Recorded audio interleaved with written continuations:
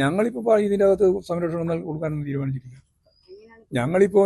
ഞങ്ങൾ സംരക്ഷണം നൽകേണ്ടതുണ്ട് എന്ന അവസ്ഥ വന്നാൽ സംരക്ഷിക്കുന്നതിൽ ഞങ്ങൾക്ക് യാതൊരു പ്രശ്നം ഉണ്ടാവില്ല. അങ്ങനെ രാജിവെക്കണം നമ്മൾ നേരത്തെ പറഞ്ഞു കഴിഞ്ഞാണല്ലോ. രാജിവെക്കേണ്ടിയുണ്ട്, ജനങ്ങളോടാണ് മാപ്പ് പറയേണ്ടത്. ഇത്രയും വലിയ ഒരു ആഘാതം സൃഷ്ടിക്കുന്ന സാഹചര്യമാണ് ഇവിടെ ഉണ്ടായിട്ടുള്ളത്. അവർ പറഞ്ഞു, അവർ സാമ്പത്തികമായി പ്രയാസം തന്നെയാണ് പറഞ്ഞത്.